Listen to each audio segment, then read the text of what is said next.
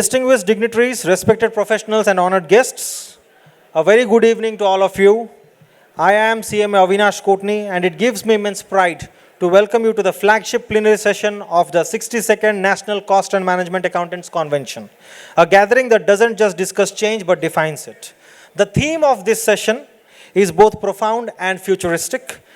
Divya Drishti, Corporate Excellence, CMA Vision.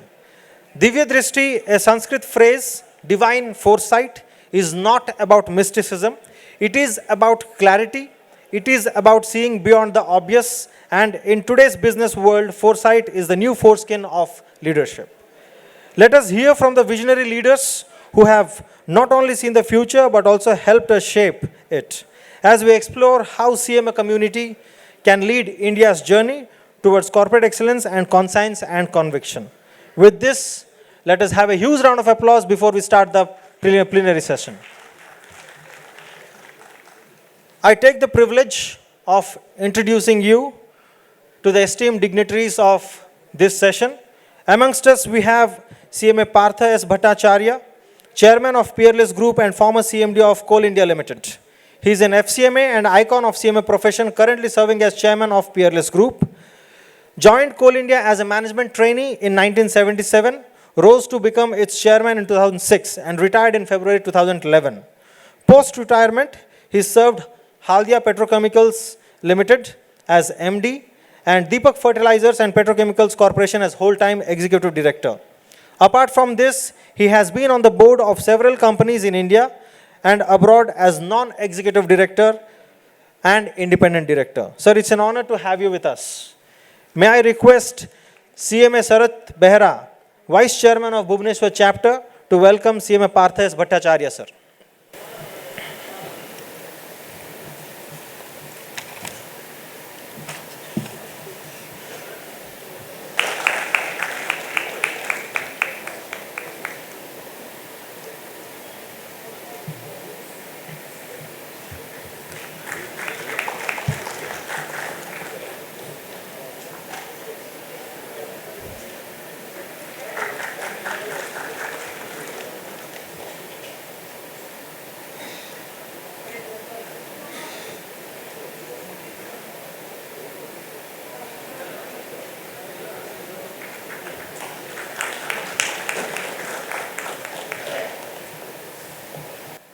Thank you so much.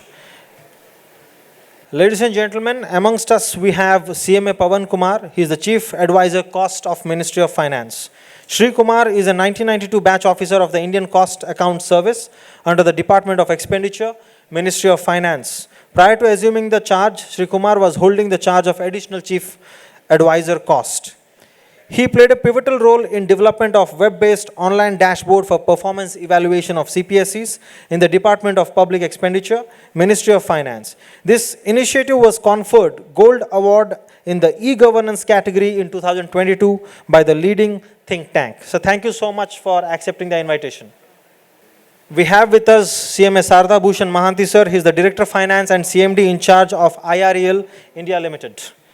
CMA Mahanti, an FCMA and LLB, is a strategic leader offering over 2 decades of multicultural experience in providing strategic advisory in terms of taxation and compliance across multiple business units, setting up the indirect tax functions and team right from scratch, dealing with FTP matters within turnaround time, minimizing litigations, smooth conduct of audit and support, availing benefits under industrial policy resolution with focus on cost savings. Sir, thank you so much for coming and accepting the invitation. I request CMA Soumya Ranjan Jena to welcome CMA Sarda Bhushan Mahanti, sir.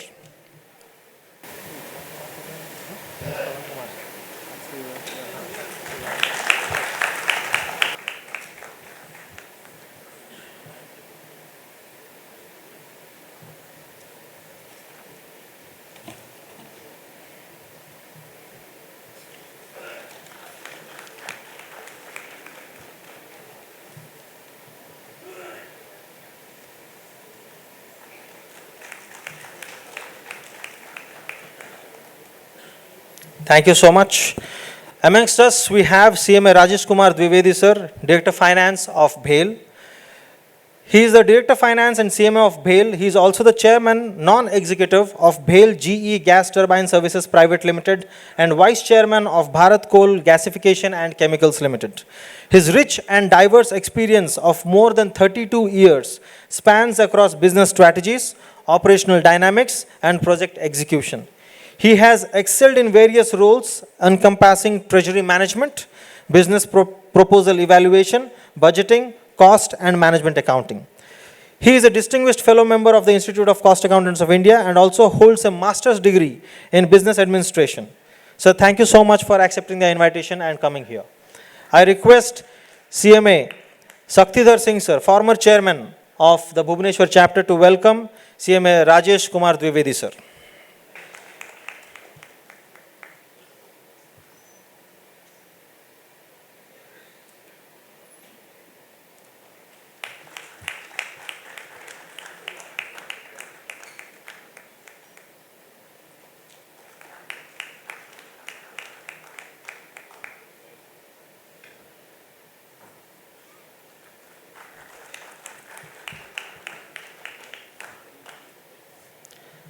Thank you so much.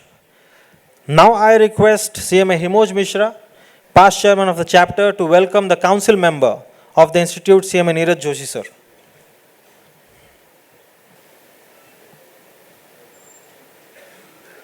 Can we have the applause coming, please?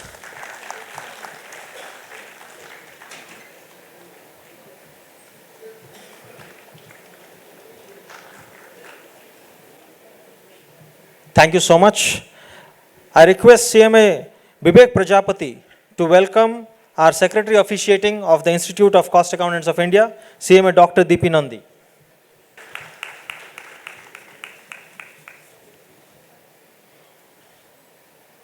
Thank you so much.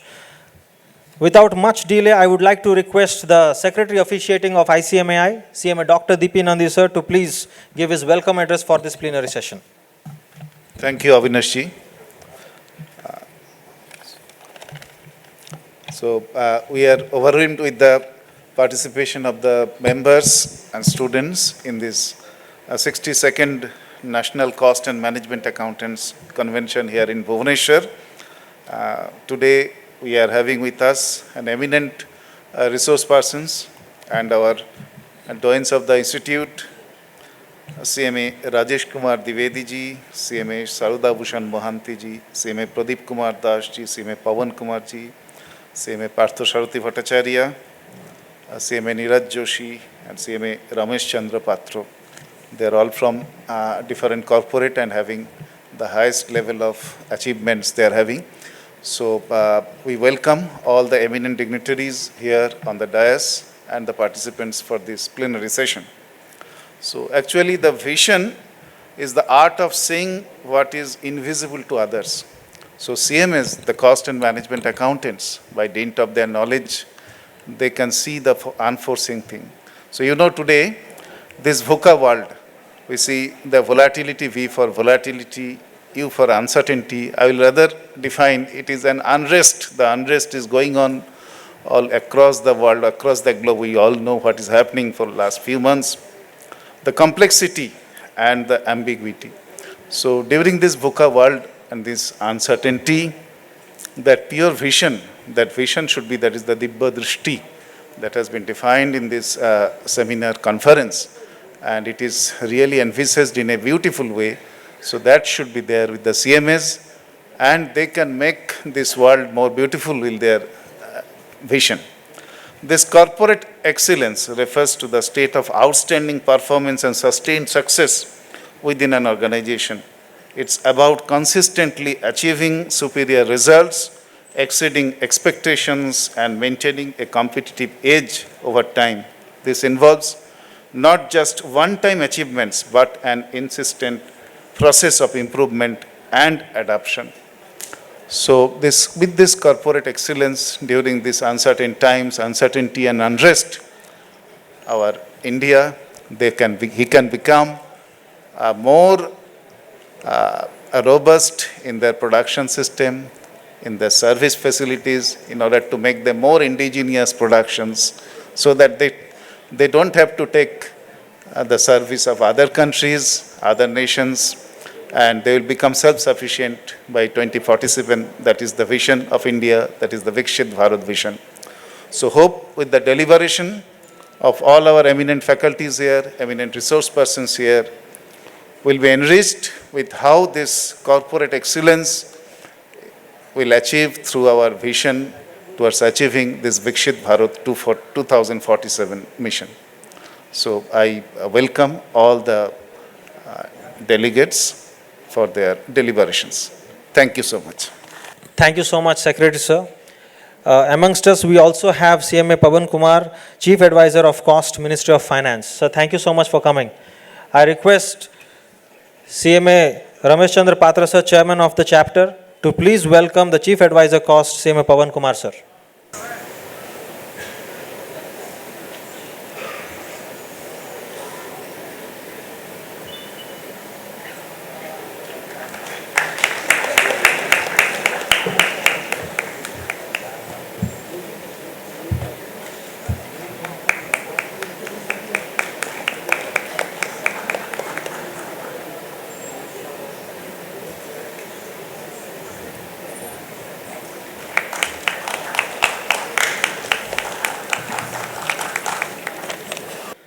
Thank you.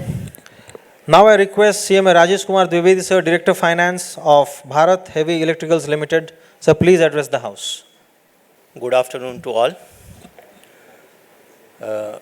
Respected dignitaries on the dais, Bhattacharya Sahab, Mohanty Sahab, my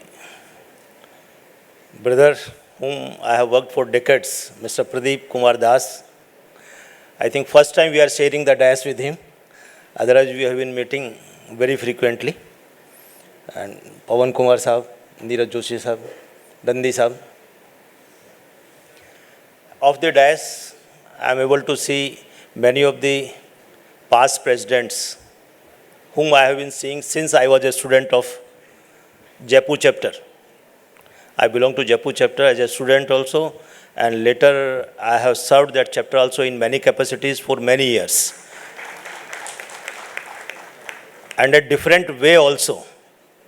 So I will talk little, as in my profile they have said there is a diverse experience. I really like diversity. So I worked also in a very diverse manner only. It will not be a very structured kind of, because they said that I have to address the dais. I don't think I am capable of addressing the gathering. They said that I have to address the gathering. I think it is difficult for me to address this august gathering. But yes, definitely I will share some of my experiences as I have moved in my professional life. And I think that should be the more apt, as I can see, that how I have moved as a professional, as a cost accountant. Of course, what we do in our official profiles, that is a very structured and very, very technical kind of a manner in which we work. So I come first that this is a national convention, 62nd. I have been associated with the national conventions since very beginning, since I was a student as a volunteer. And I had an opportunity to host as a convener in 2008 national convention in Jaipur. This national convention normally is held once in 4 years in one region.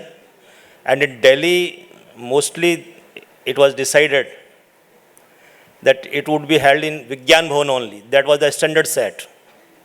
We requested that in Jaipur we want to host it. We were allowed. And we excelled the expectations of the president and the institute that it was better than what it should have been in Delhi. So I think that is the definition of excellence. The theme we have kept here is the excellence. Now I can correlate that that was the excellence. That day I was not aware. And our late J.K. Puri Sahab called me on the dais or the stage in the valedictory session, if some of you remember. Because that, if you remember that convention, because I was not having any idea till that time that what were the standards and all. Because excellence is to do something with the standards. Standards were not known to us in Jaipur, but the team Jaipur did so exceedingly well that everybody was appreciating, and people were not hardly recognizing the Jaipur people, but they were recognizing the Delhi and the council people. So he thought it very appropriate. He called me on the dais, on the stage, and introduced me that if whatever you people are feeling about that convention, if you want to see a person who was leading the team, he is the person who was leading the team. So when I was hearing in this inaugural session that what this excellence means, probably I can correlate now that is the meaning of the excellence. As a team Jaipur, we could do better than what was expected. So today this excellence is also a theme very apt. Today we have to do better than what is expected for the country, for our respective companies. And I think the management accountants are competent enough, not only competent, more than that, because Divya Drashti, the divine sight, we can see beyond the formats, the substance, beyond the accounting, what is the substance in the data and what is the substance in the information, and what is the substance in the proposals what come to us. We see beyond that and we deliver the value. We create the value. That is what I have been listening so far. So this is how we learn in our life. This is how we correlate with the results, with the standards. And I think same thing is to be adopted when we deliver in the boardrooms. Today, the management accountants are commanding the boardrooms. We have many chief executives, CEOs or CMDs. One live example is Mr. Pradeep Das, who is sitting among us. He is CMD. He is not a finance person, director of finance. He has been the director of finance in another company prior to this, and now he is sitting in the CEO's role. That is how, wherever I talk that CEOs, while they are steering the companies, the finance people are the co-pilots. The director of finances, the CFOs are the co-pilots. On every step, we give them the guidance, we give them the directions, and they steer the companies. So the position of the CFOs, the management accountants, is no way less than a CEO. Only thing that there are certain division of the duties, not the competencies. There are certain administrative issues which are to be dealt by the CEOs only. So in the nutshell, the values are to be created, these values are to be seen, and management accountants are very well equipped to deliver the values. We need not to see in retrospect, we have to see in future. Whatever has been done, so many roles have been taken by the technology, but still, every day, the focus is coming on manufacturing, on industry. Today, by Viksit Bharat, by giving the narrative of Viksit Bharat by 2047, the main core strength is being looked upon from the manufacturing sector. And in manufacturing sector, I think management accountants are having a biggest role to play because we work from shop floor to the boardrooms. So our role is much, much more than any of other professionals in manufacturing sector. So no way we are having a lesser kind of an opportunity in this current scenario. Now how to deliver the roles practically? Theoretically, we have, as in before session, so many things are available. Today, the knowledge availability is not an issue at all. We can Google and in a second, and we can have whatever we want. But practically, we want to know how to implement all those aspects, all those things. I can share from my own experience because I think that should be the way. Theoretically, if I take some material from somewhere and I deliver here, it is the easiest thing. But that I don't want to do. What I want to do that I work for Bharat Heavy Electricals Limited since 1992, More than 33 years I have worked for that. And I have moved in various verticals of the company. This company's core strength is highly technological machines manufacturing. And of late, it has entered into the EPC contracts, where right from the designing to commissioning, we are doing the power plants. And in today also, till now also, this company is commanding the majority of the power generated in India. Almost 55% of the power generated is from the BHL sets. And the PLF, which is the efficiency of these plants, is the highest in the country of the plants made by this company. So I worked almost in all verticals, and there I found that whatever I learned from this CMA course and the CMA Institute, it is really applicable in all these verticals. How it is applicable? Let me share with that we have to work out for seeing new possibilities. We cannot move in the silos. We have to have a collaborative approach. We have to have the part of the operations. We cannot work in a different silo that we are a finance people, we do not know about the operations. We are only compliance managers, we can produce data, we can understand data only. We have to understand operations also. That is how our members have reached to the CEO's level and CMD's level, because they have become part of the operations. The moment we become part of the operations, the implementation of our insights become impactful the moment we become part of the operations.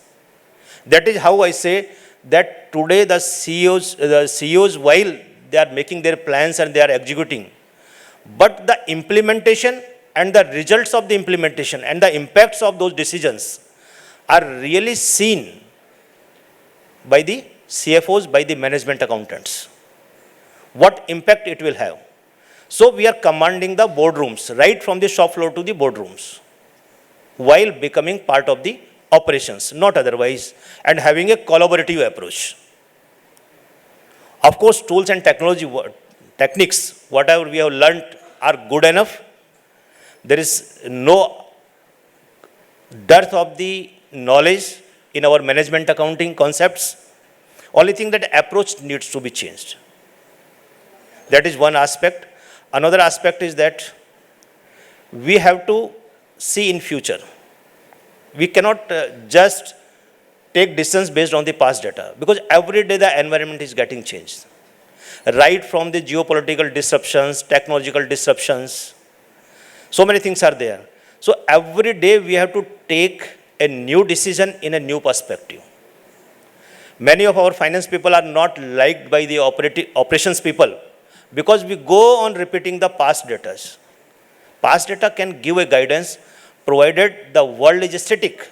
Today, world is not static. My predecessor was telling it is a VUCA world. So in VUCA world, the static data cannot work at all. We have to look into the future, and then we have to shape up the policies. We have to shape up the strategies. And this is how we can see that the organizations are changing. In last 1.5 years duration, the company in which I work,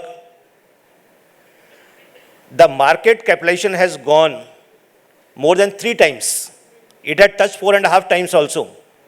But now it is 3.5 times or so. How?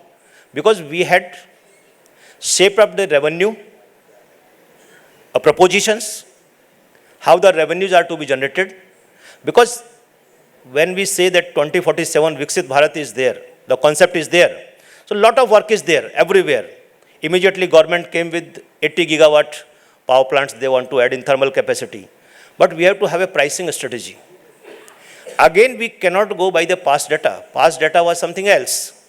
Then we devised a mechanism where we look into the prospective arena, how the project, because any power plant will not come less than 10 to 15 years. Today, country cannot wait for 10 to 15 years. So the projects are to be delivered within 4 to 5 years. For that, the cost structure will be totally different. It will not remain the same what it was. So we devised a cost structure, cost mechanism, and to policy makers it was very difficult to convince them, because the past data was telling something else. It took us and the management accountants, our people who have been dealing with the costing data. They took so many different proposals, different combinations, and finally we could convince. And today the pricing is different from the earlier times. That is the shaping up of the companies. The strategical decisions were taken. If we don't do that kind of a analysis and that kind of a convincing strategy, then whatever orders you book, if it is turning into the loss, then value creation is not taking place. Rather, we are value destined. So all these things practically I am correlating with the business and how the revenues are shaped up, how the policies are shaped up, how the values are protected, created, and we can avoid the value destruction. And management accountants are very, very appropriate professional for all these things. Then expenditure side also, we have to have the procurement strategies. Again, looking into the prospective arena. If revenue and major material costs through procurement, it is taken care. The third thing is the only labor cost or the manpower cost. That is more or less in today's arena, in Indian context, it is fixed only. Only a small portion is the variable cost in the labor. This is how 2-3 things I have explained. If you look into any kind of a proposition, any kind of a possibility, then these 3 things are taken care, then you are the real value creators and you can add value to your organizations. And I think all of my colleagues, all of my fellow professionals, they understand other things, but only we fall short of how to apply. The question comes wherever I meet, how to apply. Then we have to, again I repeat that we have to have a collaborative approach. We have to see new possibilities. We have to look into the future only. So that whatever policy changes, whatever strategic changes we suggest are accepted and be part of the operations. These are the few words which I can share with. And apart from this professional things, with respect to the institute, as I said that I was a student of the Jaipur chapter. Later on, I moved in BHL only. I was associated with the foundation of the Jhansi chapter also. I am proud to say that so many people are there who were council members. Mr. Mahesh Shah was one of the council members that time, and Anand Shah was also there in NIRC. These people went to Jhansi, entire central council and entire northern NIRC. Both the councils visited Jhansi and they started the Jhansi chapter. I was the founder, one of the founders at that time, and many of the students today have reached to a level of DGM, senior managers of that chapter only.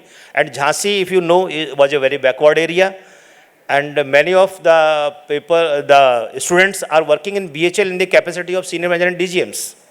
So that is the contribution our institute has. As Mr. Das was mentioning that our institute is 62 years old and all that. But there are certain things which still we need to do. We have to see the competence and the possibility of the expansion of the institute activities. That time also a question came that in Jhansi, chapter cannot be established. I request to the council from this opportunity that these norms should be changed. For establishing a chapter or establishing a facility where it is required, the criteria should be the requirement, not that how many members are there or not. So we have to have a prospective kind of a approach while expanding this institute also. And since there is a requirement, I have narrated that Viksit Bharat 2047, there will be lot of need of management accountants. I think we as a council, as an institute, we should look into how we can expand this institute. I have given one small example at Jhansi and it has worked. It can work anywhere. If it has worked there, it can work anywhere. Only we have to have the approach and right proposition to start this. I think with this, I stop here itself so that we can listen to the other speakers. Thank you very much, and thank you organizers to calling me. Thank you. Thank you so much, Rajesh Dwivedi sir. May I now request the Director of Finance and CMD in charge of IREL India Limited, CMS Sarda Bhushan Mahanti sir. So please address the House. Good evening to good evening to one and all. Esteemed dignitaries on the dais. Chief Advisor Cost Sri Pawan Kumar ji. Sir, we have met already in IRL and we have spent quite a good time with you at IRL while during your last visit. Respected Partha Bhattacharya ji, Sri Padi Kumar ji, Rajesh Kumar Dwivedi ji, for your insightful talk. Then Sri Neeraj Joshi ji, and of the dais, all my seniors, my colleagues, and my mates who started while doing our ICWA that time, when we started with Kotak chapter. Some of my friends are also sitting over here. Okay. During those days, I remember our professor B.C. Parida used to say, there is a saying, what is says, लाखों में एक, but he used to say, 2 लाखों में एक. So you all would be cost accountants, you will be 2 लाखों में एक. So from that note, I would like to start. The subject taken for today is the Dibya Drushti. That means who can see beyond the horizon, who can see a cat in a dark house, or who can connect the dots, and who can not only predict the future, who can also make himself prepare as on date. How to face the world, the VUCA world, at a later point of time. For all these, actually, if you see the vision of our institute, that talks about that. So, Dibya Drishti is something which will bring the excellence, not only excellence, you have to introspect and see in yourself. Like in a jungle, what happens? Which is the most powerful animal? That is the lion. Lion is the king. But at the same time, which is the fastest animal? That is cheetah. Who is the tallest animal? That is a zebra. Who is the most intelligent? Jackal. But then why the lion is the king? Because he thinks that he is the king. So that way, it is all attitude, your mind, your Dibya Drishti, all these things bring you to the forefront. I will start with a little bit of this thing because the world is changing and the world is changing not like earlier days, it is changing very fast. So now you all of us know actually how the country is all poised for this Viksit Bharat. So for that, this 5 nectar principle what our Honorable Prime Minister has said, in that the increasing the consumption of the non-fossil fuel energy to 500 gigawatt by 2030, then meeting 50% of the energy requirement from the renewable energy sources by 2030 again, reduction of total projected carbon emission by 1 million ton by 2030, and decreasing the carbon intensity of the economy by 45%. And by that way, achieving this net zero by 2070. All these are made a promise. Like in an ad, it talks about whatever coal gets sold. That means it's when this Coca-Cola says whatever coal gets sold, that means they make a promise. Because wherever the Coca-Cola will be sold, that it will be sold cold. So that kind of promise when we are making this nectar principle, that means we are making some principle, some promises, how to achieve it. Then how will achieve this net zero concept? Through excellence. So reducing different modalities, innovations, technological breakthroughs, all these things we have to bring it. So, but how we will bring it? To bring all these, we need to have our lesser carbon footprint. For that, you need your critical minerals, which we are talking about nowadays, which is very, very prime for the country, not only for us, world over. Everybody is looking at China plus one. So why they are looking for China plus one, and India's role is, India is having the position of this rare earth up to the fifth largest deposit we are having. So on that front, everybody is looking at us, and at this forefront, this national critical mineral mission has already been set. There is 34,000 crore money has already been allocated. So for that purpose, what you have to do, how this critical minerals are to be exploited and our country can be made self-sufficient. So considering all these things, why I am saying this narrative is, this is all good for our profession. You see, our profession is the largest in the world. Largest profession in the world, and 1 lakh, almost 1 lakh qualified CMAs are there in the globe, and at the same time, around 4,500 are practicing members are there. So on this front, our challenges are still ahead, because we have to see that not only we have to make ourselves competitive in this world, but also we have to see much ahead of others. Like when China and India have started the game at the same time, China is much ahead of us, while we are just missed the bus, because we are lost somewhere thinking about how to get all these activities to joining the dots. At the same time, Divya Drishti was there, but at the same time, how to make all these dots connected so that we'll ultimately achieve our goal. So by that way, what happens, our country is having ample minerals, resources, and with the GDP growth, currently mining sector is growing at a 2.5% growth rate, but to achieve all these things and make India self-reliant, for that what we have to do is, technological breakthrough is most important. We are having in the value chain of the rare earth, as well as our IREL is manufacturing illuminate, rutile, zircon, and those things are all tongue twisters, but these are all niche metals used in everybody's life. Like we are saying, Intel is inside. So similarly, if you find everywhere, so little bit of rare earth is available everywhere.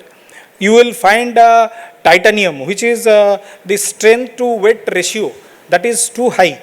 So considering all these, so the value chain has to be developed and the ecosystem has to be developed, and in developing all these, the cost accountants roles are very, very important, prime important. So if you see, the country is currently importing around 4 lakh ton of pigments.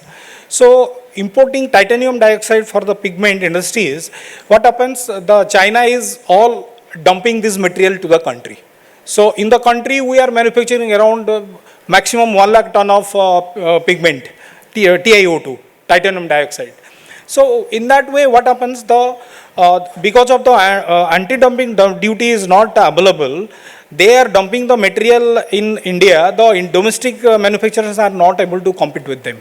So for that purpose, what is required is how to make our country, our companies more cost competitive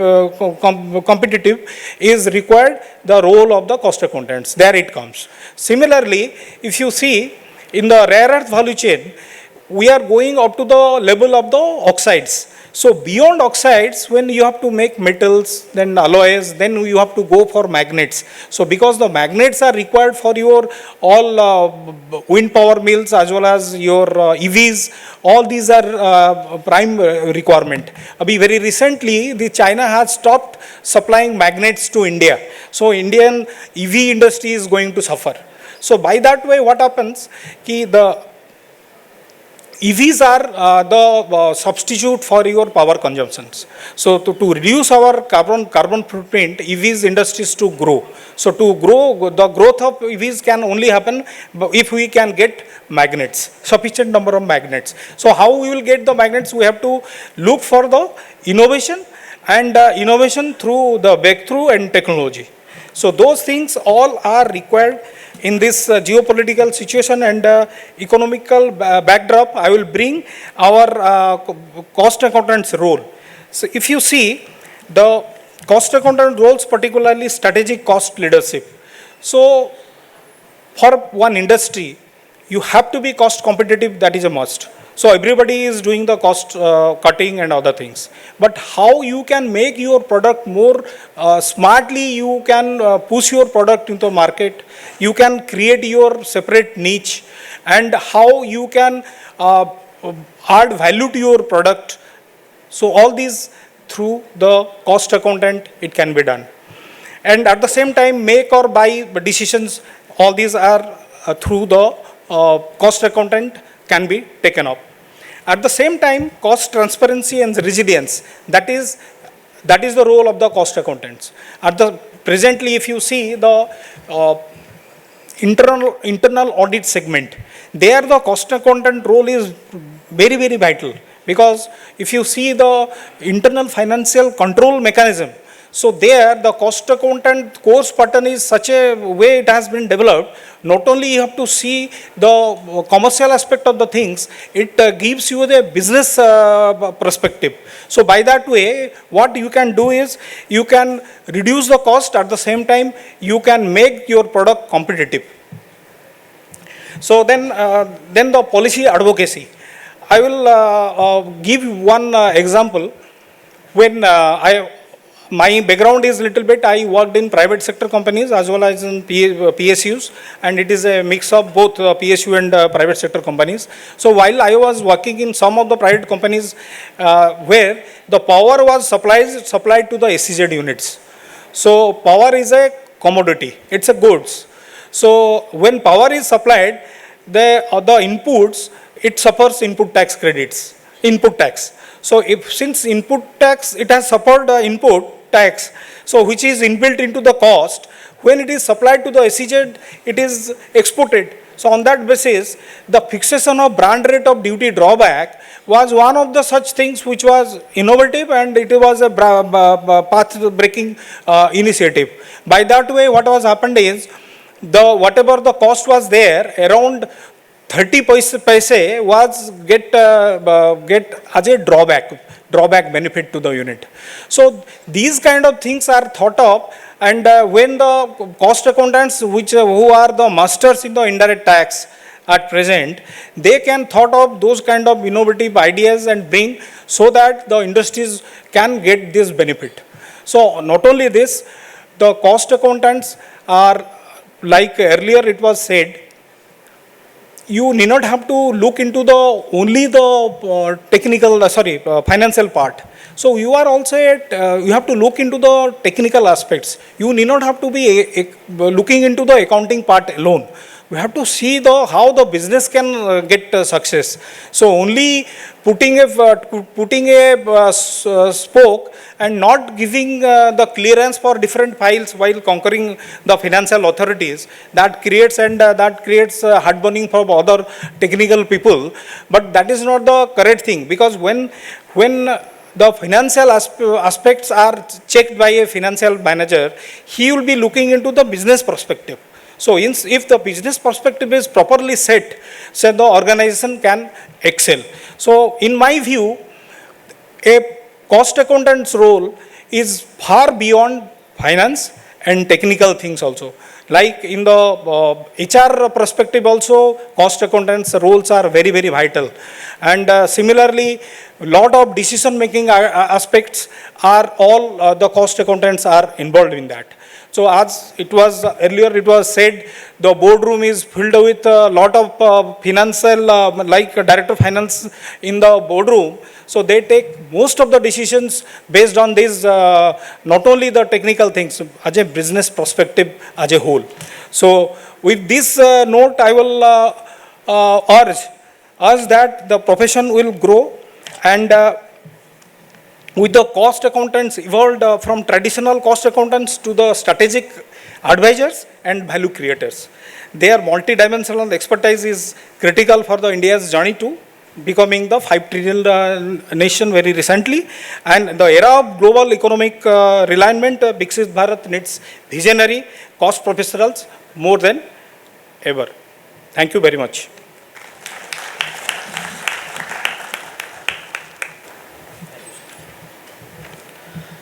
Thank you so much, Sharada Bhushan Mahanti sir. May I now request the Chairman and Managing Director of IREDA Limited, CMA Pradeep Kumar Das sir, to please address. Jai Jagannath. Very good evening to all again, and all the dignitaries on the dais and off the dais. I'm not taking any name now because we are already probably running behind time. I do not know how much time is assigned to each member. I was asking with curiosity to Dwivediji. He said, till we finish, the session will be on. I have a very small presentation because in the first session when I spoke about a lot of data, so it is better that I give a presentation and all. Except my institute's program, I do not give any presentation anywhere. I speak whatever I know from directly. But since we are a professional body, and whenever what we are talking, and if you give some information, data will be available. You can cross-check and cross-question in the time to come. Again, I think certain things will be repetition. The first session probably it was a teller. Now it will be main show. Little bit more in detail. Now when I said that we have more than 50% in Fortune 500 company. Why we are talking about Fortune 500 company? They have become Fortune 500 because of their competency, capability, and the society has acknowledged them. And if we are representing more than 50% of our professionals there, that means we have the real talent.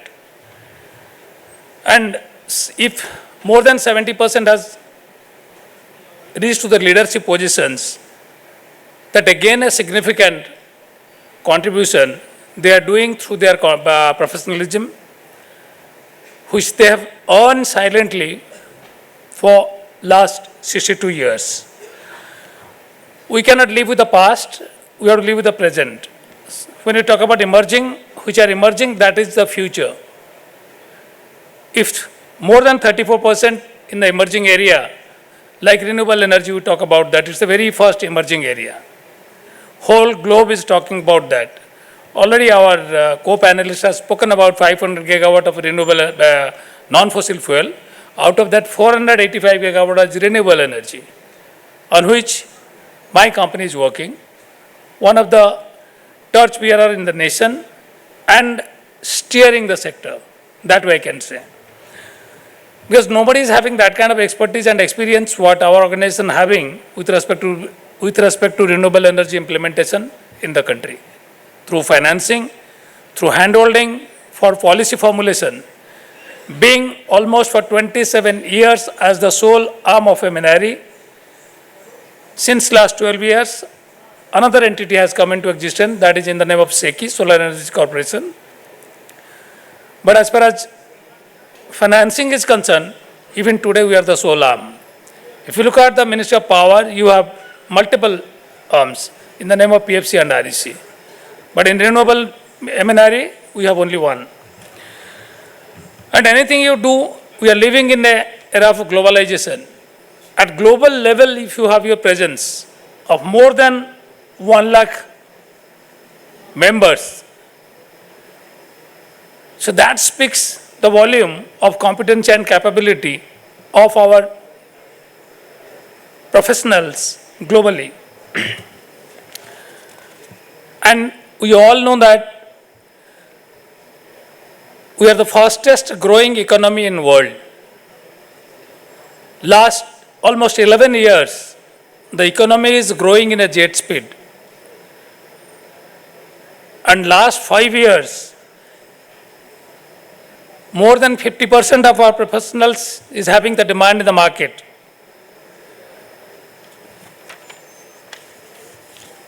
So despite being 62 years, why last 5 years? What we did 55 years, 57 years? Perhaps we have to introspect. And if you see the transition what we have received, what we used to do, go to the next slide. Yeah. We started as cost accountants.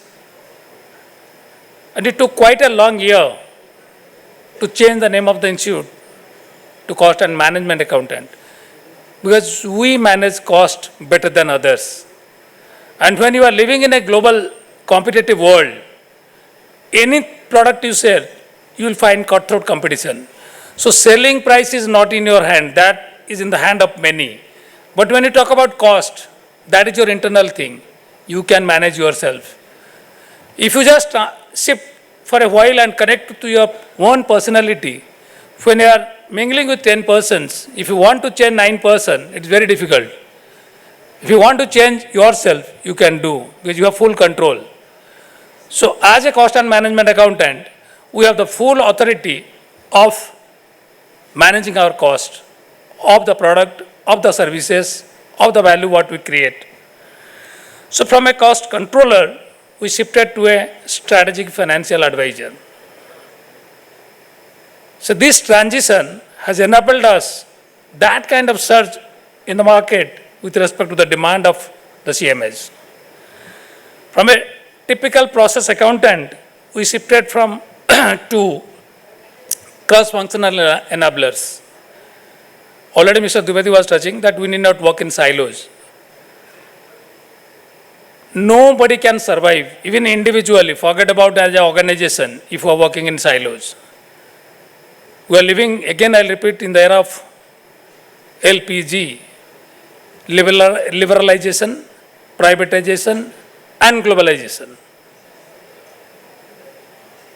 You need to open yourself, have a collaborative approach, work with cross-functional responsibility.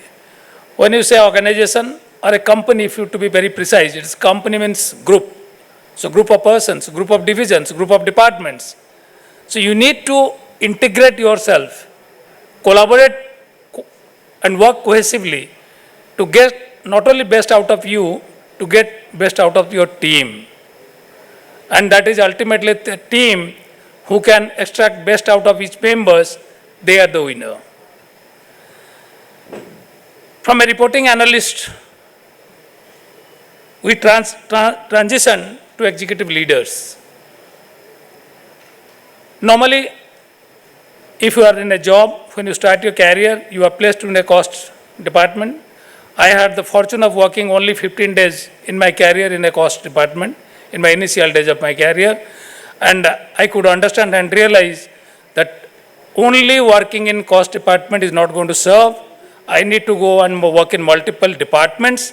Not only I had the fortune to work in multiple departments, I also worked in multiple organizations, multiple locations. And I'm very fortunate that way. And I think the Supreme Power has been too kind, and all my elders and family members were quite supportive, which I could do by locating myself in almost 8-9 states, at least 12 to 13 locations. So that speaks, despite working in private and government, I had to undergo challenging times. Typically, we as human beings do not like to change. If you are occupying a seat in our office or even classrooms, every day we will go and like to occupy the same seat. One of our IIM professor, he said once, he is IITian and IIM Ahmedabad, IIT Mumbai, and he said whenever he goes to IIM Ahmedabad, he goes to and have a look at the hostel room where he was staying. So that is a typical human inertia that we stick to our original and we do not generally try to change. But those who adapt, change and adapt themselves to various situations and circumstances, they only can get better exposure, and they can build up the capability within themselves, as well as enable the capability building among the team members through various exposures by moving different locations, different organizations, different functions. From simple compliance-oriented approach, we shifted to enterprise value creators. But whatever we do, ultimately our organization or our action should translate into the value.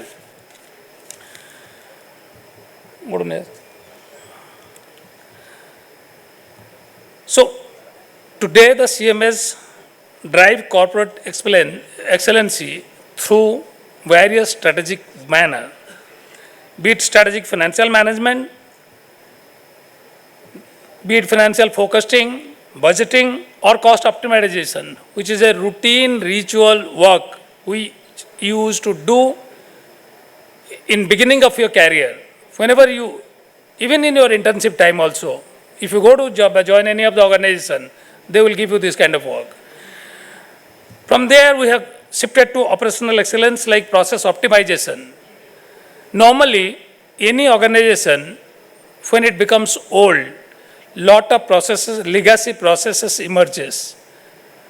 And by nature, we generally tend to continue with that and we do not look into it. When I'll talk about at the end about my organization, how we have adopted zero-based budgeting concept into zero-based processing. Each and every process we question that why this process should be there. If this process is not there, what is going to happen? And we could reach to fair amount of process redundancy, which we have accumulated through legacy process of 33 years. And that brought in a fair amount of effective utilization of our human resource and optimizing the human capital in most effective manner, which resulted 3.5x of output with 0.9x of input. That I'll talk about in the last slide about the organization.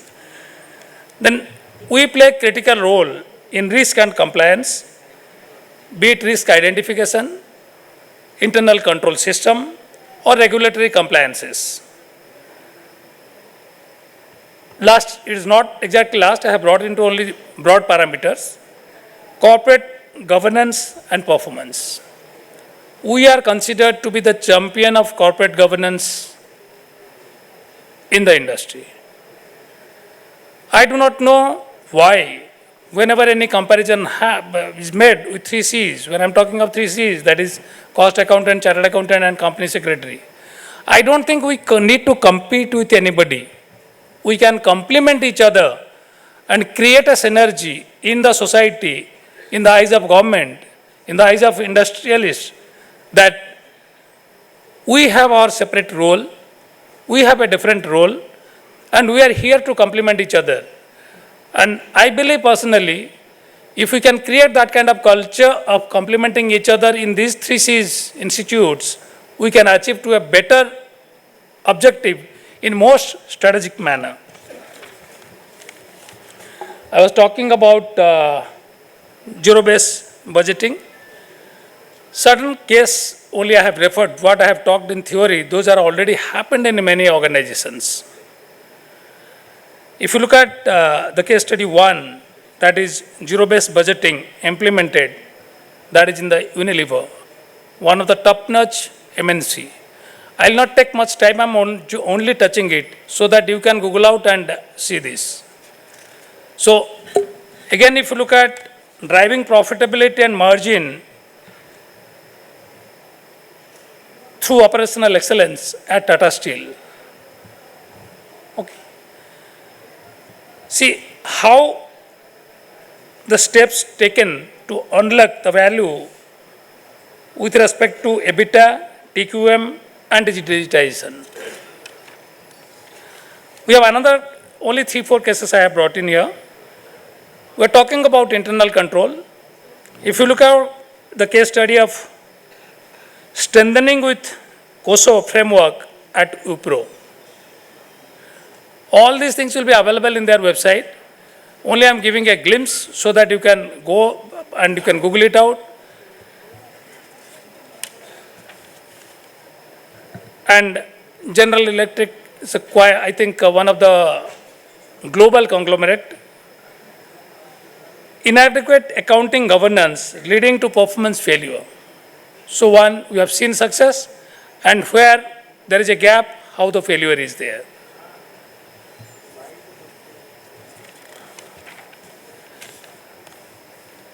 Now, when we talk about all these case studies, I'll talk about our professionals.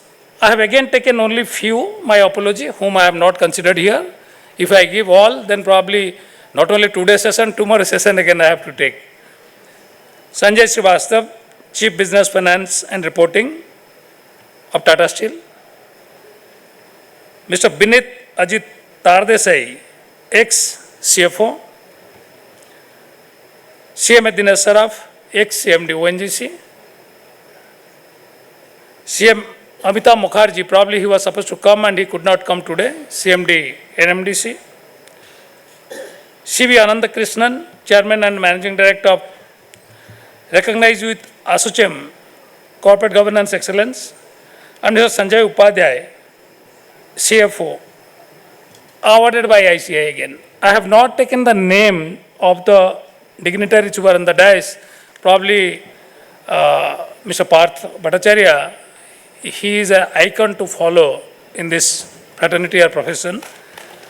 I am first time getting the opportunity to sit beside you, sir, and I used to see your few of the sharings in the PSU board WhatsApp group sometimes. It's a very widely read and practically exhibited his experience. I think you have also authored many books. One. Now, let us come to IREDA. Whatever I have spoken, how we have implemented here. 5 years back, it was just 33-year-old organization. Now it is 38-year-old organization. I have spoken in the morning that when I joined the company, it was 179 employees. We used to have annual financing to the tune of 7,000 to 8,000 crore. And a loan book of 22 to 23,000 crore. Now our annual financing is around 30,000 crore. Last year we have done almost 25 to 30,000 crore. And 8,000 crore what we used to do in a quarter, in a year, on an average if you take, it is happening in a year, in a quarter. And if you look at the manpower, from 179, March 25 data, it was 172. So percentage of manpower reduction in a non-banking finance company, our only resource is human resource. Apart from that, our resource is our culture, our policy, our system, and our procedures. Those are, you are the creator. Be it CMA, be it engineer, be it CA, CS, etc. and all, they only design the policy, they only design the system, they only design the procedures and all. But real physical terms, if you see, you can only see the human resource. Now from 179, we came down to 162, almost 10% reduction. From 23,000, we have gone to 76,000 crore, 3.5x. And our net NPA was 7.18, because in any NBFC or banking, you have to see what is the NPA. You can have huge profit, but if your recovery is not happening, doesn't make any sense. From 7.18 of net NPA, we have come down to 0.99 last year, and now it is 1.45 something. See, NPA can be reduced in another manner also. You go and settle, go for a haircut. We didn't do that. 98 to 99% of our recoveries are with principal or principal of cost of funds or principal or simple interest. More than 90% is principal and simple interest. So reduction in NPA, reduction in manpower, enhancement of 3.5x of loan book, and some of the most important thing what we have done, we have completely transformed our business practice into digital mode. Our current business center, that we call it IREDA Business Center, IBC, of course IBC has a different meaning in case of a lending business. So it is not that IBC, it is IREDA Business Center. It is a zero paper office. It is very difficult to believe, even if you believe also very difficult to digest. A government organization can have a zero paper office. Yes, we have. And it is near to zero visitor office. This is what we have learned during my roadshow visits to many of the developed economies, be it Singapore, London, New York, even Abu Dhabi, Dubai, etc. and all. Most of the places we found, they don't have paper in their office. Even they don't allow you to go inside. And even if they allow also, first they will take your passport and all other documents what you are carrying, that kind of thing. You are not allowed. But whereas in India, when any guest comes, foreigner comes, we feel pride in taking them to even to our kitchen without any requirement. Because we believe in Atithi Devo Bhava. And I also practice that culture, Atithi Devo Bhava. But let the Atithi be Atithi only. Let the Atithi be wanted Atithi, not unwanted guest. See, when we had COVID time, we had to work from home. And that COVID time taught us a lesson how we can work from everywhere. Why home? If you can work from home, you can work from everywhere. And today, our business team, they can work from anywhere. If we decide to overnight shift our office from Delhi to Jhumri Dalaya, no criticism to the name of the place, I am giving in a sense that any underdeveloped place, we can shift overnight our office to that without disrupting our activity. Perhaps that kind of vision the Government of India has mandated to us. Honorable Prime Minister has mandated to us. Unless you have a digitization, unless you have data integration, unless you have accountability, transparency and fairness, and complete transparency in your approach to do the business, you cannot achieve such kind of things. And in our organization, whether it is a cost accountant, chartered accountant, or company secretary, or engineer, or MBA, and we have MBA from top-notch institute like IIM, IIT, Javier's, etc. and all. Top-notch law institutes, campus, we go for it. And lateral entry we do from top-notch corporate giants or conglomerates of India. But while working, we do not have typical hierarchical approach of working. And the kind of mindset what it used to be, that साहब मैंने तो उनको बोल दिया, मैंने तो उधर भेज दिया. What does it mean? We are not a courier agent that मैंने उसको बोल दिया, मैंने वहाँ भेज दिया. We have a concept and culture. If the person is initiating a proposal, till the proposal is implemented, that means note sheet is getting approved by the competent authority. These are typical government words. It is the responsibility of the official who has initiated the note. It is the responsibility of the entire chain of officer in between. So those are the gone days that any of our officer will tell, Sir, I have already initiated a note. I have already sent. See, you have initiated a note. What is the purpose? Your purpose is to get the note approval. So what we learn from this, that anything you do, you have to define the intent and purpose. We are conducting this kind of national convention. I am little critical whenever I attend this kind of program. We should define what is the purpose. We should define whom we will invite. And again, behind the invitation, we should define the purpose. And then we should do our self-assessment, whether we have achieved our purpose or not. We may achieve, may not achieve. But at least if we attempt for 10, at least 1 or 2 we can achieve. Once we start keeping records of those things, time will come, we can achieve 10 out of 10 also. That is the way our organization has transitioned. Just think about in 33-year-old existence, our book size was only 22,000. And in just 5 years, we have added 45,000 with a lesser manpower. People say the renewable is growing in recently. It is not that. Renewable in India is growing since last 11 years. With the new Prime Minister coming into center, renewable is growing since 11 years. But do we have grown? Being the leader in this industry, we considered mother organization for renewable energy development through financing and policy making in the country. Why you have grown in 5 years? Why we have already lost opportunity of 6 years.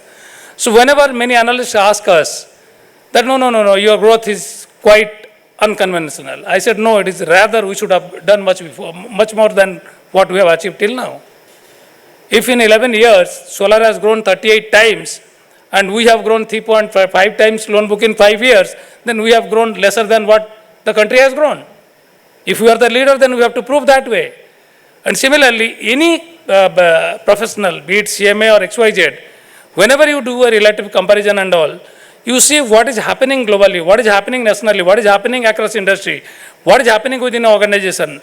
Then you assess yourself, how you are contributing, what is your performance within that. We typically do the project appraisal. In our company, we focus on two things, project appraisal and employee appraisal. Like Y is function of X. If you do well your employee appraisals, your project appraisal will be perfect. We did not have a automated system of employee appraisal. We established that only last year. And now we are trying to bring in Gen AI into project appraisal and also employee appraisal.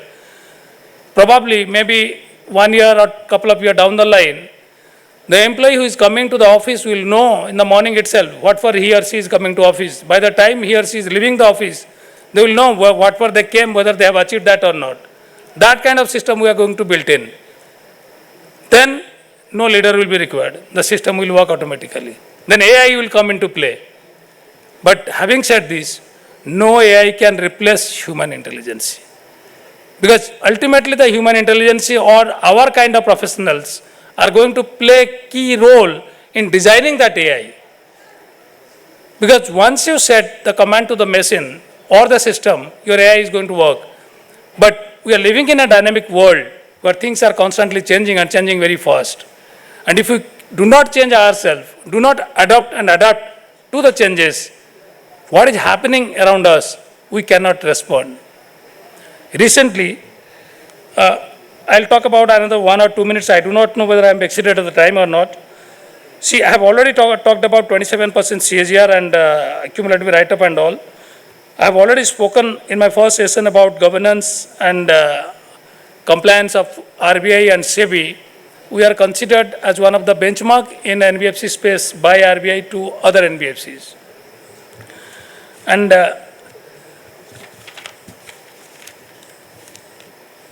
no more of IREDA. Now let us come back to the geopolitical conditions, what was happening. And many people are talking about so many things and all.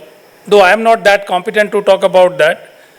Many people talk that why we did not do at least a day or more. As a cost accountant, just try to analyze it. With 1 day of impact, how much of cost has been incurred? If you go for another couple of days, how much cost we are going to incur? And against whom? What kind of damage? By some newspaper I read, it is 20% damage was done to their resource. If you would have done 1 or 2 days, to what extent it would have gone? Then what kind of economy they are and what kind of economy we are? Whether the fighting is going to support us. If you do true cost and management analysis, you will really appreciate that taking a call of taking a pause, not termination. I think Honorable PM has clarified it. Taking a pause, how it is going to save us. We are the fastest growing economy. We have to work very sensibly to that effect. So, why I gave this reference? In any organization also, any time, any kind of crisis that is going to come, we can learn this lesson from this kind of geopolitical condition or crisis, what we have come across recently, to adapt and adapt in our professional contribution to our organization. I'll not take much time.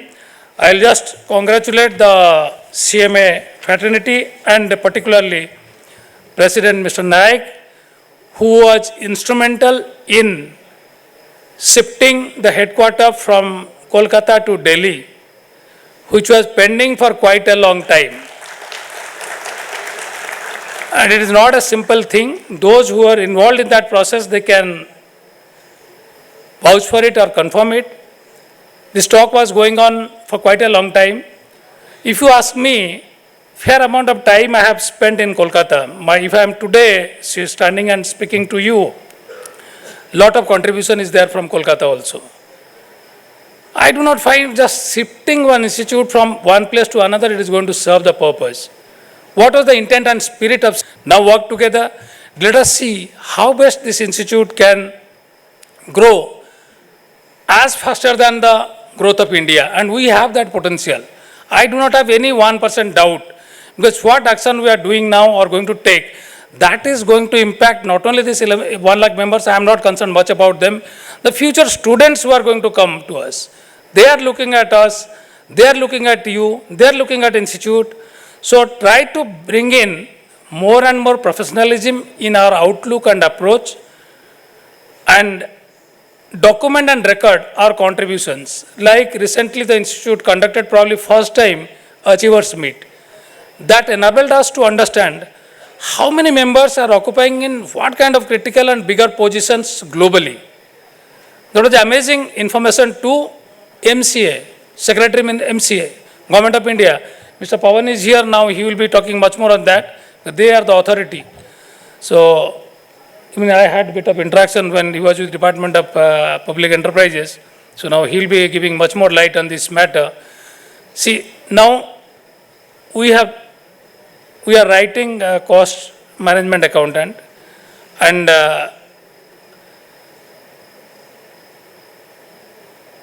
we wanted to have a perfect nomenclature to our institute.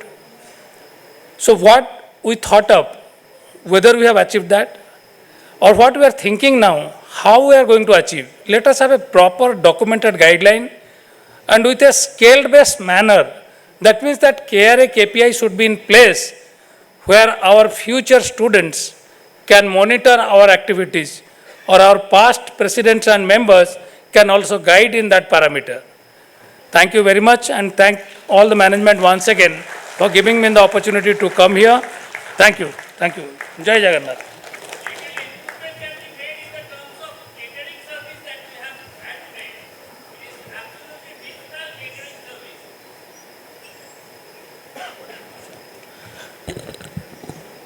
Thank you so much, Pradeep Kumar Das, sir, for that inspiring speech of yours. And of course, sir, in tomorrow's agenda, last year we had the Achievers Meet, and tomorrow, sir, we shall be launching a coffee table book of 100 best CMAs of the country. So this is also the initiative of our Honorable President, Bibi Naik, sir. May I now request CMA Pawan Kumar, sir, Chief Advisor Cost, Department of Expenditure, Ministry of Finance, to please address the House. Namaskar. On behalf of Indian Cost Account Service, though the number of chartered accountants in service is more than cost accountants, I wish immense success in holding this National Convention of CMAs to all its stakeholders, President, Central Council and Regional Council members, staff of the Institute, and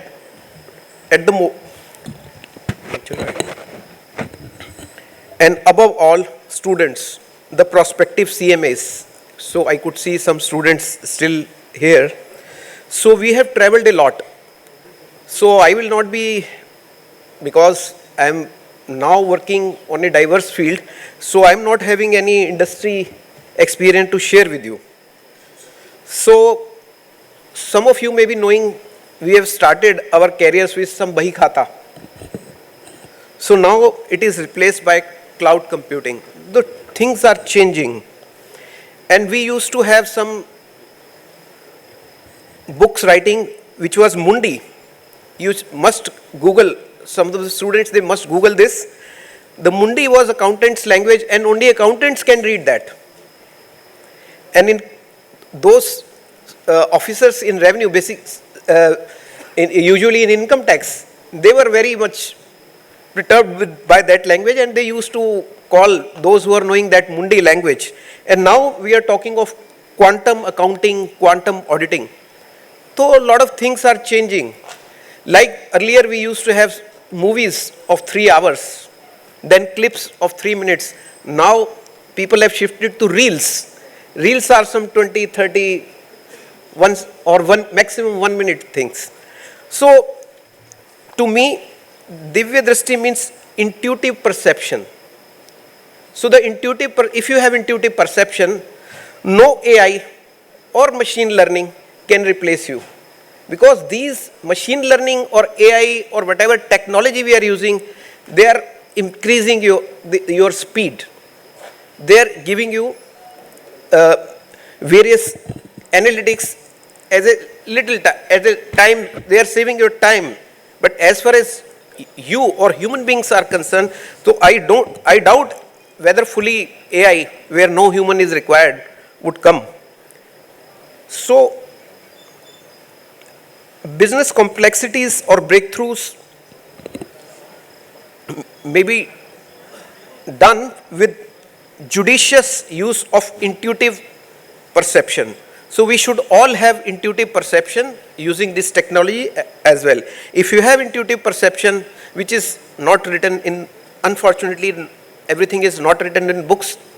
You learn by your experience or doing some case studies, etc., etc. And so there is no threat. There is only challenge.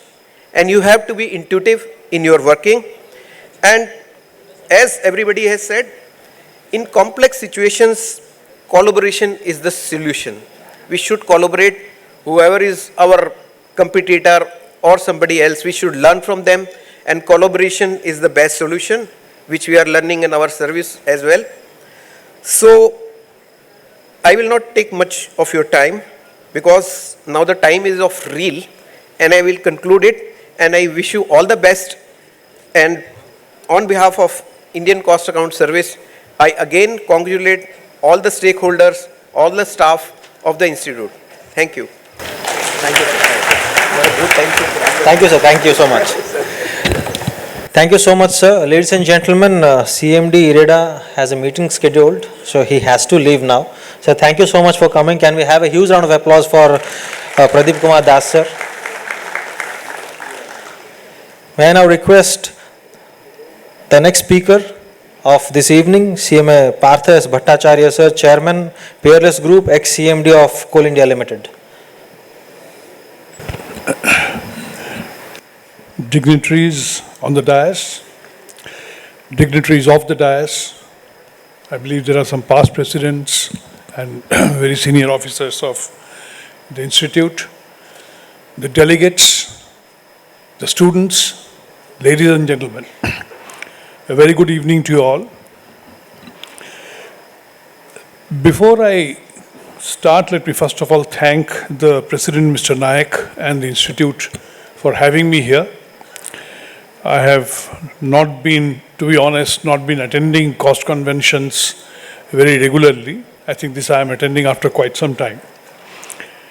During this time when I used to study cost accountancy, at that time we didn't miss the conventions, and those used to happen in Calcutta. But incidentally, I have for a very long time, more than 34 years, I worked in one company, that's Coal India. Starting from 77, it was formed in 75, so just 1.5 years after it was formed, I joined that company. And I have been there till my retirement in 2011. But I do keep in close touch with how the company is functioning and how the coal sector is functioning, because coal is something of very deep interest to me. To talk a little bit about the company, I'm very proud to say that this company possibly is one of the largest employers of cost accountants. If my numbers are right, out of the 20,000 officers that we have, roughly 10% is finance and accounts, that is 2,000. And in that 2,000, 70%, at least 1,400 would be cost accountants. And cost accountants have actually made a big mark in this company. I'm also proud to say that this company has just completed 50 years. You must have seen the advertisements in various places. And being a mining company and basically an engineering company, this is supposed to be, the chairmen are always from mining, mostly. But even within that, at least 20% of the time, that means after 50 years, 10 years, the people at the helm of affairs were cost accountants. The first cost accountant to be the chairman of the company was Mr. P.K. Sengupta. Some of you who are old enough may be knowing him. And he was also the longest serving chairman of the company for close to 6 years. The other one was myself. I served the company as chairman for about 4.5 years. So in total, we led the company for 10 years. And these were very remarkable years. Mr. P.K. Sengupta was there during the 90s. And during the 90s, there was a major shift in government policy. Earlier, the funding, etc., capital funding, everything was done by the government. So it was all budgetary support linked. Suddenly in 91, once the economic reforms came, the government set up a distance. They adopted an arm's length approach, and the budgetary support was phased out. There were enormous financial difficulties. Prior to that, the company was making huge losses, but no financial difficulty. Money was free. But here, there was losses and financial difficulty. So that was the challenging period of the 90s, which was steered, I would say, with an outstanding leadership by Mr. Sengupta, and I was absolutely fortunate to be working very closely with him. So those were the challenging times. Later on, you see the company today, starting from a highly loss-making company producing 75, 80 million tons to a hugely profit-making Maharatna company of today, producing close to 1 billion ton. I think it's going to become 1 billion ton company in 2 years' time. And it is the largest coal-producing company in the world. So this is the kind of change that has happened, and the cost accountants have a very major role to play in this. There's one more small anecdote, of course, in a slightly lighter vein, that I would like to share, that both the cost accountants who have led the company for 10 years have written books. I have written one and Mr. Sengupta has written one. So those books are available. You can just have a reading of that. Coming to a little bit of serious issues, you see, the whole theme is corporate excellence. And what does corporate excellence allow you to do? Allow you to navigate in challenging times or through challenges. That's what the excellence means. You take an out-of-the-box approach to steer under difficult situations or navigate the company under entities under difficult situations and succeed. That is all that it means. So I would like to, because we are basically practitioners, we can't really talk like a management expert or something like that. So let me come to one or two small case studies. What kind of situation, what kind of challenge, and how it was faced. So that would be a better way of doing it. Between 2003 to 2006, I was CMD of one of the most difficult companies. Those who know coal sector will agree with me. This was Bharat Coking Coal Limited, a company into deep losses. When I joined, the company had an accumulated loss of 7,000 crores. And out of that 7,000 crores, 50%, roughly 3,500 crores were incurred in the past 5 years before my joining. So it was in very difficult states. So from that level, with a package of measures, I don't want to elaborate. By 2006, we came into profits. The company earned its first profit in 40 years. So that actually paved my way to become the chairman of Coal India, and I joined Coal India.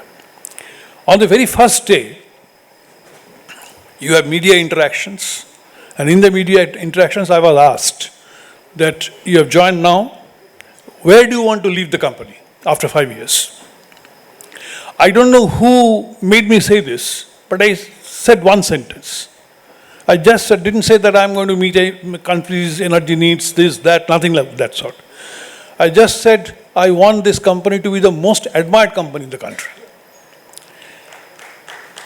So I thought that if I say this, that will come back and hit me with all the challenges. Now, admired by whom? It has to be admired by, first of all, the customers. Coal quality is a huge issue, so I have to address that. On the other side, it is vendors. They should get transparent kind of way, and I should be able to get things at the most reasonable and acceptable prices. The next is the people, the employees, the society, the government, all stakeholders. I want to be admired by every stakeholder. So I think that was a nice challenge that we took up on ourselves. And the years that followed from 2006 to 2011, I would say defined that whole thing. The company was a profitable company, but it was not one of the Ratna companies. It was not a mini Ratna, not to speak of Navaratna, nothing of that sort. Whereas most PSUs of that category were Navaratnas. The size and stature of the other companies of comparable size, they were all Navaratnas, like your IOC, your ONGC, GAIL, NTPC, etc., etc. And we were not even a mini Ratna. So the first thing we did was we got the mini Ratna. That was actually a procedural issue, we got it. But that was not very satisfactory. You know, everybody is a Navaratna, so how do you justify yourself? And the company was meeting 42 to 43% of the country's commercial needs, which is more than the aggregate of all the oil and gas companies' contribution. So how can we not be a Navaratna? So we started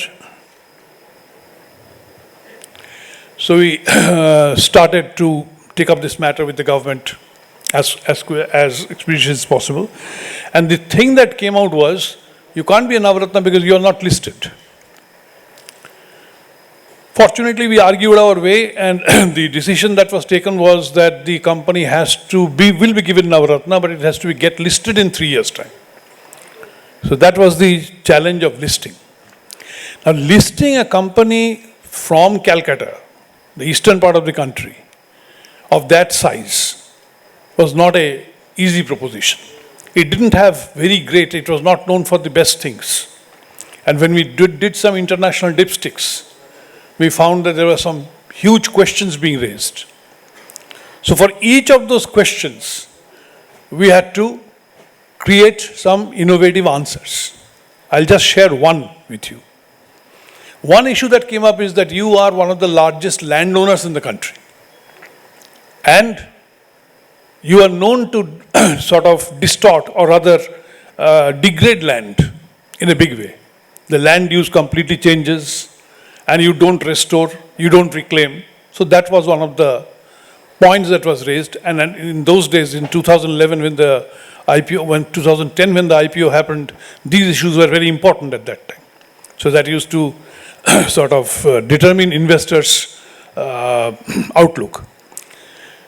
So we did something very unique. We engaged with NRSA, National Remote Sensing Agency, and told them to take images of all large open cast mines, the top 50 of them, which contributes about 80% of the total open cast coal production, and keep it mapping every year. So you compare the maps and you can see for yourself through a satellite surveillance whether you are achieving, restoring or reclaiming the things properly. These kind of things work very well in a company of this type. Every project officer was told that you are under satellite surveillance. That worked, and after 1 year, we found that 53 out of 50, rather, but more than the 50 mines which are under surveillance, 53 mines were absolutely compliant. So we took it to the next stage and tried to get ISO 14001 certification for all of that. Everybody got certified. And that was a big statement that we could make in the RHP. I would like to elongate it anymore. I mean, you can very well see for yourself, if you have past records, that this particular IPO was one of the greatest in the country. It created a response of 15.3 times oversubscription. It was the largest IPO at that time, 15,200 crores, and the total amount of money that chased it was 234,000 crores. That was 15.3 times. 50% of that money came from international investors. And this was the only large company shares which were listed at a premium right on the day one. It was at a premium of 40%. And more or less it continued like that. Of course, later on there was some policy flip-flop, and as a result, the share prices did not move in the way it should have.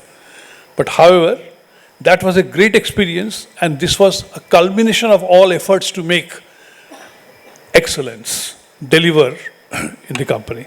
I think time is up. I have been given an advice to finish early, so thank you very much. Thanks for all this. Thank you so much, sir. May I now request the last speaker of this evening, CMA Neeraj Joshi sir, Council Member of ICMAI. Please address the House. Good evening, everybody. Dignitaries on the dais and off the dais. I'm very fortunate to be among the stalwarts of the industry, and they have deliberated about their experiences in their long outstanding careers. I am the only practitioner on the dais, so I would give my maybe 2-3 minutes of deliberation from the angle of practitioners in their contribution towards the subject or the topic of our NCMAC, that's Corporate Excellence Divya Drushti. I believe that we practitioners as cost accountants or the PCMAs also have a key role to play in corporate excellence, being the partners of value addition through our work and through our professional engagement with our clients. The vision of the institute has always been to add value to all our stakeholders, including the industry, the regulators, and society at large. And we have to focus on all these areas. And when we approach various assignments, and that is where I think the profession should lead. We have been working as value adders for the clients mainly in the costing domain. But now we have to shift our focus to a higher level of value addition in the management accounting domain as well. We have been doing that over the years, but may not be that profoundly as it should have been done. So we need to focus on that area, and that's where our Divya Drushti has to be now focused on. The areas like sustainability reporting, integrated reporting are core domains of cost and management accountants. And I believe that we as professionals have to really focus our attention on these value add areas where we can make better use of our skills for the benefit of society at large as well. We talked about AI. Many of the speakers have said that definitely AI will not replace the human requirement. What I feel that AI will definitely replace manpower with manpower who knows AI. So learning AI is going to be critical.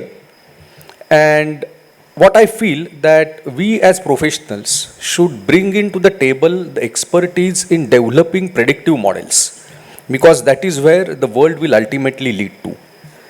Currently, all the predictive modeling exercises are happening mainly in the technical domain or domains where there is huge data availability. But we have to put our focus. Maybe we need to cultivate a more research-oriented mindset, and that can be the Divya Drushti that we need to build into ourselves, whereby we can serve industry in developing models that can help them in maybe predicting cost, in predicting cost overruns, in predicting utilization, in predicting resource scarcity, and which all data points they need to tap into to get that model working. That may be the value addition that we as cost accountants can make and bring it to the table. We have been focusing largely on the manufacturing sector till date. But I believe that if we really want to serve society at large, the focus also needs to shift now on service sector, predominantly in the areas of healthcare, education, transport, warehousing and infrastructure. So maybe these are the areas which directly affect the common man. Correct? Our association with industries have helped industries grow. But we as CMAs will have to ponder really upon that whether our contribution has helped the society at large to make their life easy. And maybe now we have to apply our Divya Drushti, our senses, our expertise to really try to get answer to this question, and if not, give solution as to how we can put in efforts, put our minds together so that shifting our core focus from adding value only to the industry to adding value to the society at large, which is going to be maybe need, say 20 years, 30 years, 40 years down the line, when it is predicted that our population will be nearing 200 crores. Correct? So that time maybe our skill set would be the most sought after skill set, whereby we can give something back to the society, try to give them real value for their living on this planet, or whereby improve their quality of life. So what I feel that these are some of the areas which we should really concentrate on, and that can be the Divya Drushti that we all need to develop. The institute also needs to focus on these different areas, or maybe different approaches going ahead. And I would just leave all of you with one thought. I quote Ratan Tata sir, that leadership is not about being in charge. It is about taking care of those in your charge. So if we feel that we are the leaders of the society, of the industry, then it is our responsibility to take care of the society and the industry at the same time. This I thank you all for patient hearing, and I once again thank all of you on behalf of the institute to be patiently here in such big number at this late hour in the evening and participating in NCMAC 2025. Thank you. So thank you so much, Joshi sir.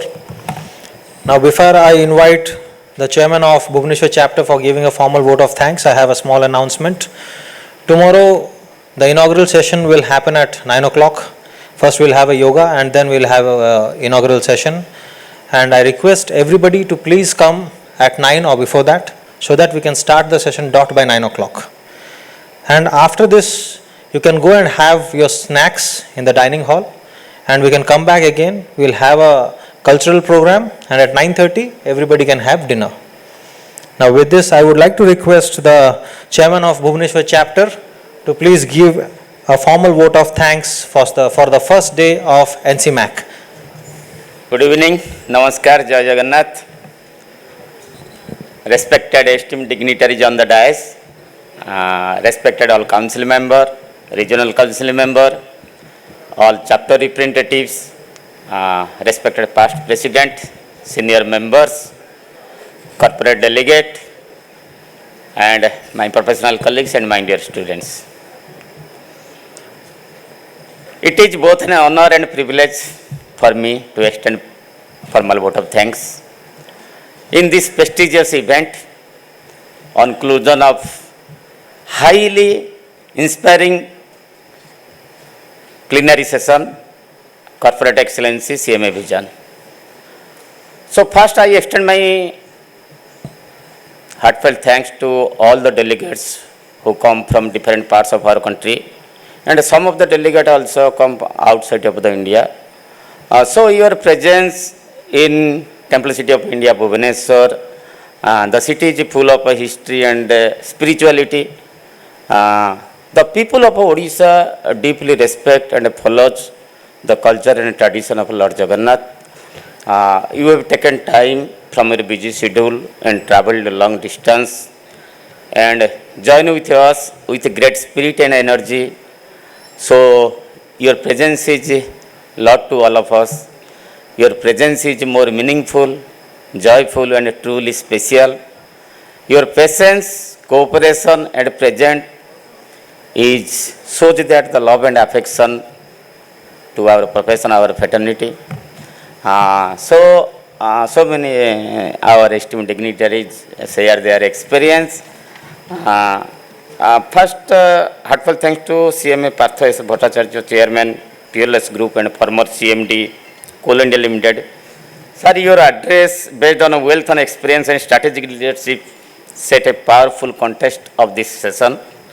I express my sincere gratitude to CMA Pavan Kumar, Chief Advisor Cost, Department of Expenditure, Minister of Finance, for highlighting the importance of cost professionalism in policy execution and policy financial management. I also thanks to CMA Pradyukan Das, he left the session due to some of the urgent meeting. CMD Ireda for his illuminating thoughts on the role of CMA in financing and sustainable development. My sincere appreciation goes to CMA Sarada Bhushan Mohanty, Director of Finance, CMD RL Limited, for sharing his rich experience for emphasizing the importance of innovation and strategic leadership in PSUs. We are equally thankful to Rajesh Kumar Dwivedi, Director of Finance, BHEL, for offering us valuable takeaways, financial and operational excellence. A big thank to our council member, our respected council member, CMR Neeraj Kumar Joshi sir, council member, for his inspiring words and encouragement, especially for the young professional and students in our fraternity. So, and of course, our special thanks to CMA Dr. D.P. Nandi, Secretary of Institute of Cost Account of India, for his warm welcome address and for consistently guiding and supporting our chapter in all our endeavors. So I once thank you each one of you making this session a recent success. Thank you all. We will start the cultural right away. Only in 5 minutes we will be starting the cultural, and at 9 o'clock the dinner will start.